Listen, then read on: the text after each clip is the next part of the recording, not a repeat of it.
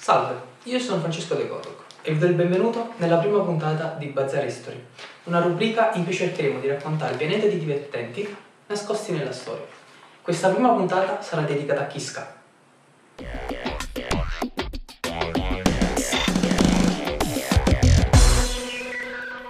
Kiska è un'isola.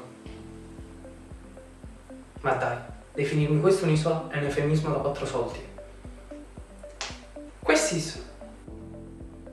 Questo scoglio, di origine vulcanica, appartiene al gruppo delle isole Rat, nel mare di Bering, nel sud-ovest dell'Alaska. Con una lunghezza di circa 35 km ed una larghezza che varia tra i 2,5 e i 10 km, Kiska è stata protagonista dell'Operation Cottage, avvenuta in data 15 agosto 1943. Non ho ancora il coraggio di chiamarla isola. Ma prima di parlarvi di questa operazione militare, facciamo un passo indietro. Dopo l'attacco di Pearl Harbor, i giapponesi occuparono Kiska ed altri isolotti delle Rat nel giugno del 1942. Un anno dopo questa occupazione, un B-24 Liberator statunitense, sorvolando la zona, avvisò dalle navi da guerra, ma data la nebbia non riuscì a identificarne la nazionalità. Ora, partendo dal presupposto che in America il dubbio di un singolo gelatiniere messicano ha quasi reso l'Iraq un deserto nucleare, l'avvistamento di navi nemiche non identificate può significare solo una cosa: la scusa perfetta per conquistare lo scoglio con lo stile di Zio Sam.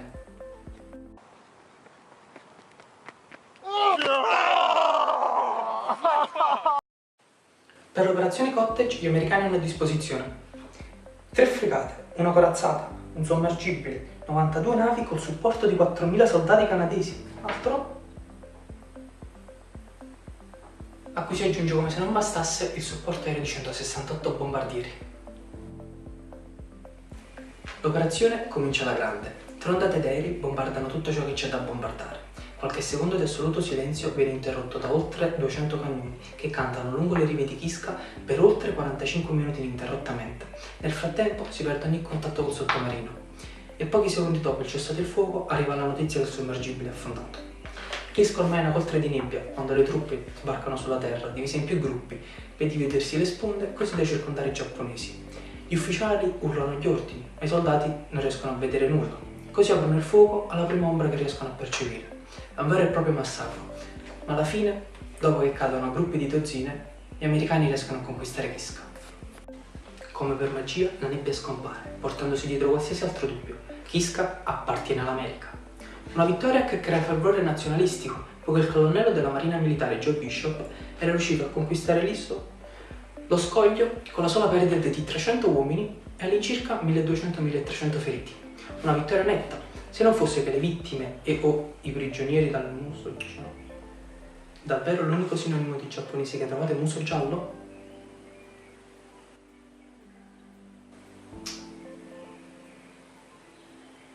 Non hai tutti i torti. Ma dove eravamo? Ah sì, dicevamo che le vittime giapponesi furono ben 0. Infatti i nostri amici orientali avevano abbandonato Kiska qualche mese prima alla conquista americana. Ora giustamente vi starete chiedendo: che fine ha fatto il sottomarino abbattuto dai presunti giapponesi? Beh, è affondato da solo per ragioni ancora oggi ignote. Una figuraccia non degna della marina americana. Cosa dimentico? È vero, ho dimenticato di dirvi che nella preparazione dell'attacco di Kiska ci fu un piccolo errorino che a conti fatti costò fruscianti dollaroni. Il 27 luglio del 1943 la US Navy, composta dalle fregate USS Mississippi e USS Idaho e capitanata dal commodoro Griffin, sparò ben 51.000 colpi di cannone da 360 mm per colpire piccioni e gabbiani. Il signor Griffin, infatti, che prima di arruolarsi probabilmente era un saltatore che viveva in Oklahoma con la mamma in un arlotto, ignaro del funzionamento del radar, aumentò la sensibilità dello strumento al massimo, che ovviamente iniziò a rilevare anche gli uccelli presenti in zona. Beh, dobbiamo cercare di capirlo. In fondo in America un bip lampeggiante può significare solo una cosa: giapponesi o altre sottospecie di gialli.